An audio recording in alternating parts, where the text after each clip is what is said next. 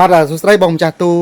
បាទពងកងានຂະຫນາດ120ពងអូតូគ្រប់មុខគ្រប់មុខងារបងនេះទូងាយប្រាបំផុតតែខ្ញុំធ្លាប់ផ្សាយមកកន្លងមកបងណាបាទឥឡូវវីដេអូសម្រាប់ទូបងហ្នឹងឲ្យខុសគេឲ្យងាយបំផុតទៀតងាយជាងអាងាយទៀតណា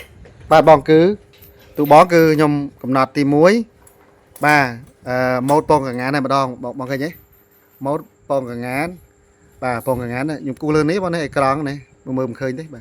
បាទគូហ្នឹងឯងពងកងានបាទអញ្ចឹងរបៀបកំណត់ម៉ូដមួយយើងចុចប៊ូតុង Enter នេះតែខ្ញុំអត់ចុចទេចុចជាប់ទៅវាលោតពីទូទៅបាទភ្ញាស់សេតភាពថេពងមាន់ពងទាពងកងានពងសត្វផ្សេងហើយមកទូទៅវិញទូទៅសេតភាពថេណាបាទអញ្ចឹងទូបងដល់យកទៅបងឃើញទេរូបម៉ូដពងកងានជាប់អញ្ចឹងតែម្ដងណាទៅលើក្បាលបញ្ជាណាខ្ញុំកំណត់ជាស្រេចបាទចំពោះការកំណត់ភ្ញាស់តាមប្រភេទពងផ្សេងហ្នឹងខ្ញុំមានវីដេអូដាច់ចល័យចាំខ្ញុំឲ្យវីដេអូដាច់ចល័យចុះបាទកុំឲ្យច្បងច្បល់មួយការណែនាំនេះបាទអញ្ចឹងបងដឹងថាស្អែកបងយកទៅដោតភ្លើងបងនឹងឃើញថ្ងៃនេះយកជាប់ទី1ដដែលទេដោយសារយើងអត់ដោតភ្លើងណាអញ្ចឹងថ្ងៃទី1បងដំណើរការទូឲ្យដំណើរការទៅបាទបងដោតភ្លើងឲ្យទូដំណើរការបាទឲ្យភ្លើងដំណើរការឲ្យបងដាក់ទឹកក្នុងចានបែបនោះបាទទូនឹងមានចានធំអញ្ចឹងបែបនេះបងណាបាទហើយនិយាយតែមិនតិចដែរបងណែបាទចូលចេញចូលងាយដាក់ទឹកងាយដកចេញចូលថាសនេះបាទងាយបែបនេះគឺងាយដាក់ទឹកងាយដកថាសយកមកសម្អាតបាទតែមិនមែនការធ្វើថតដកញោមងាយនេះឲ្យបងស្អំកូនមន់ទេណានិយាយគ្នាហើយណាកូនមន់មកស្ងួតរោមបងកូនកងានណាបងកូនកងានបងមកស្ងួតរោមដល់3ទៅ5ម៉ោងបានហើយបាទបងនេះឬសំឡេងគាត់សារខ្វះកម្ដៅខ្វះសំណើមឥឡូវខ្ញុំចុចប៊ូតុងចុចក្រោមមកឲ្យលឺកុំឲ្យរំខានបាទអញ្ចឹងបងដាក់ទឹកដាក់ដោតដំណើរការទូទៅបាទទូបីកម្ដៅគ្រប់អីមិនអីទេបាទពេលហ្នឹងគឺបងយកពងកងានមកសម្អាតរួចបាទសម្អាតតាមទីសាស្ត្របងណាទឹកសើមហ្នឹងបាទសម្អាតរួចបាទអាចប្រើថ្នាំជីវសុវត្ថិភាពអីទៀតអាហ្នឹងរឿងបងទៅណាទឹកអនាម័យទឹកសុវត្ថិភាពអីទៀតតាមបច្ចេកទេសបងបាទជូតសម្អាតហើយក៏បងដាក់ចូលទូបាទបងដាក់ចូលទូណាបងទាញថតបែបនេះមកណាបាទទូនេះវាពិសេសទៀតវាបានទាញថតចេញចូលហើយឥឡូវនេះបើកមើលបានទៀតបងណែបើកចេះហ្មងក៏បានដែរនេះសាច់ចិត្តធ្វើម៉េចក៏ងាយស្រួលបែបហ្នឹងទៅបាទចឹងទូនេះបើកទាំងអស់ជឿបានគឺងាយបងលាងសម្អាតហ្នឹងឯងតែបងមើលបងបើសិនអាចមើលតាមនេះក៏បាននេះបងមើលតាមនេះក៏បានណាតែកុំបើកមើលវាអស់កម្ដៅអស់សំណើមយើងណាបាទអញ្ចឹងបងភ្ញាស់ទៅបាទដោតភ្លើងរហូតទៅកម្មវិធីរបស់ក្បាលបញ្ជានេះដោយសារជាក្បាលបញ្ជាមានពហុមុខងារណាក្នុងការភ្ញាស់តាមប្រភេទបងអញ្ចឹងកម្មវិធីរបស់ក្បាលបញ្ជានឹងបាទរៀបចំបាទកម្ដៅតាមវគ្គនៃការភ្ញាស់បាទថ្ងៃទី1ទី5ទី6ទី12បាទទី6ទី10ទី11ដល់16ទី17ដល់19បាទទី20ដល់25ទី26រហូតដល់ញាស់អស់ណាពងកងានញាស់ថ្ងៃទី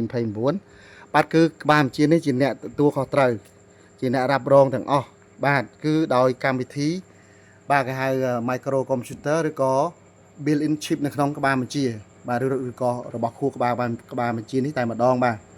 អញ្ចឹងបងមានព្រួយអីទេបាទអញ្ចឹងបងភ្ញាស់តែប៉ុណ្្នឹងឯងវាភ្ញាស់បាទក៏មិនទៅបងម្ចាស់ទូភ្ញាស់ពងកងាន20ពងនេះបាទបងត្រូវចាំមួយចំណុចណាទូនេះបាទគឺបងត្រូវតែចុចថ្ងៃទី1វិញនៅពេលដែលបងភ្ញាស់ពងកងានចប់មួយវគ្គហើយចាប់ផ្ដើមដាក់ពងខ្សែជាថ្មីបាទគឺចុចដូចតទៅនេះបងណាត្រូវចុចថ្ងៃទី1ដូចតទៅនេះបាទអញ្ចឹងនេះខ្ញុំសេតថ្ងៃទៅថ្ងៃ33បាទដើម្បីឲ្យងាយយល់ណាបាទឃើញភ្ញាស់ដល់ថ្ងៃ33បាទបើយើងមើលកម្ដៅថ្ងៃ33នេះបងប្អូនមើលចុះនេះ37.0នេះពងកងានណាកម្មវិធីគេរៀបអញ្ចឹងណាបាទពងកងានអញ្ចឹងដល់ពេលថ្ងៃញាស់ហ្នឹងចិត្តញាស់ហ្នឹងកម្ដៅធ្លាក់ទាបជាងពងមាន់ទៅទៀតបាទពងមាន់ទាបជាងគេពងកងានទាបជាងពងមាន់ទៀតបាទតែថ្ងៃចេញទៅប៉ា5ថ្ងៃដំបូងខ្ពស់ជាងគេ38កន្លះតែដល់ថ្ងៃទី27ឡើងទៅបាន37.0នេះនេះចុចឲ្យមើលនេះបាទនេះចុចមើលតម្លៃវាណាបាទសំណើមបើមើលសំណើមទៀតបាទសំណើមដល់75%បាទតែកម្ដៅបាទកម្ដៅតែនៅសាំងឡើងវិញតែ37.0ណាបងប្អូនមើលណាមើលច្បាស់ណាបាទអញ្ចឹងបាទមិនដែរថ្ងៃទី33គឺកម្ដៅទាបអញ្ចឹងបងអត់ចុចមកថ្ងៃទី1វិញកម្ដៅនៅទាបអញ្ចឹង bộ tiệm trắng con nghe nhau làng xa làng vĩnh vẽ thay mấy thì mình nhòa anh về ở dưới lớn đấy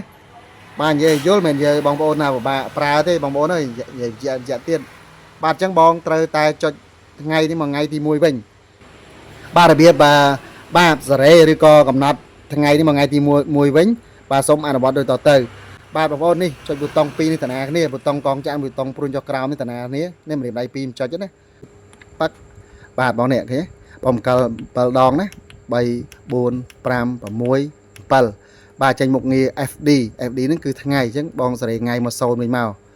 và sống tôi bằng ngày thì mùi mình màu nè bà bằng ngày thì mùi ở bên ngày thì sâu này bà ngày thì mùi trắng nè bong chập đam nhỏ vẽ xa làng vinh xa gì thay nè bong nè ba trắng bong